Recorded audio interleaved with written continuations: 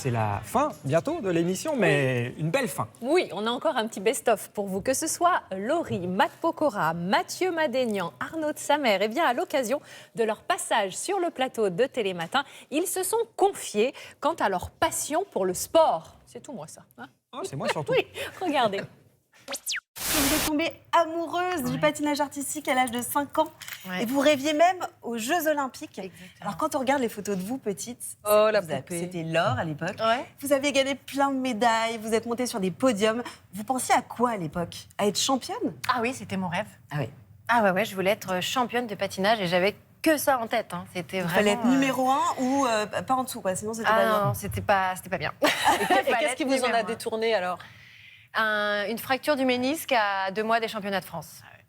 À 15 ans. Et alors, j'imagine que pendant cette période, vous avez eu des idoles, vous avez eu des exemples. Ouais. Qui, par exemple?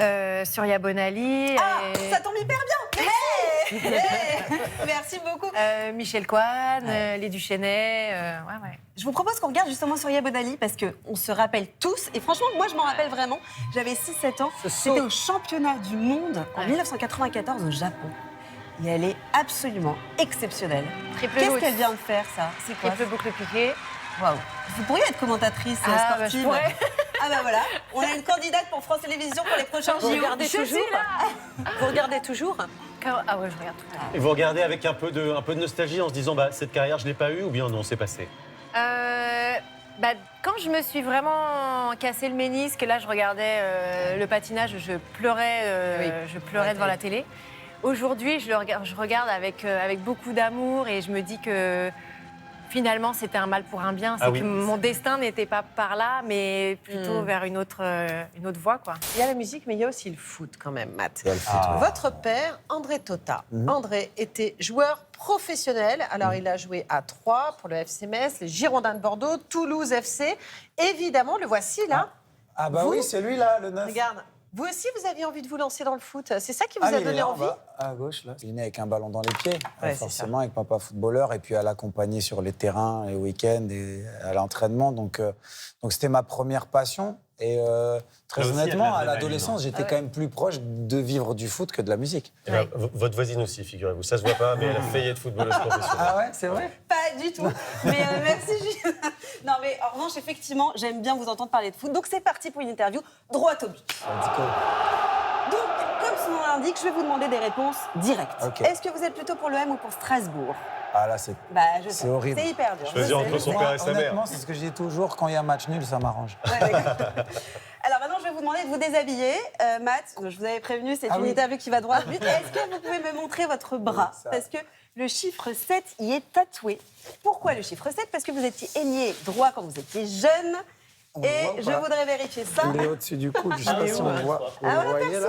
Vous voyez ça. le 7 là? C'est parce que vous étiez Ah oui, on le ailier devine, droit on le et devine. c'était le Voilà, chiffre voilà, 7 très bien. habituellement, c'est ça? Et ça donc, oui, à l'époque, il y avait les numéros étaient attribués en fonction du poste. Ouais. Et en général, l'ailier droit, il avait le numéro 7. Et en fait, Eric Cantona, Beckham. et puis Ronaldo, il voulait piquer. Ouais, Ronaldo, il l'a rendu trop célèbre, plus personne n'a le droit de le prendre. Vous, votre passion, c'est clairement l'Olympique de Marseille, je crois qu'on l'a compris.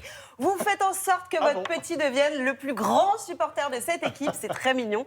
Et d'ailleurs, je vais vous aider, j'ai une petite surprise. Regardez, c'est pour votre fils. Salut Milo, c'est Léo ici. Et on espère de te voir très bientôt dans la tribune.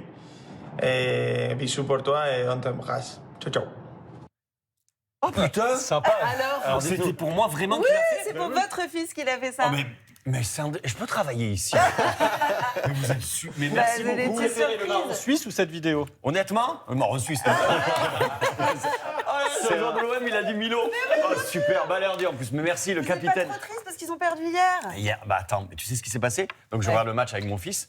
Et tu sais que les enfants, ils regardent ce que tu fais. Oui. Et à un moment donné, tu repères, l'arbitre, il siffle pas un penalty. Donc moi, je me lève et je fais putain là, l'arbitre là. Et là, le le petit- petit, moi, il fait putain. Et ma femme arrive, elle me fait arrête maintenant. Elle me dit texto, tu veux que ces premiers mots, ça soit Paris, Paris, on t'encule. Et dans ma tête, j'étais là, si seulement. Vous aimez la scène, mais vous aimez aussi les sensations fortes. J'ai découvert que vous aviez un deuxième compte Instagram qui s'appelle Sa mère au volant, compte où vous parlez de votre passion pour la course automobile. Et bah, sur ce compte, vous postez des vidéos assez sympas. On va en regarder une.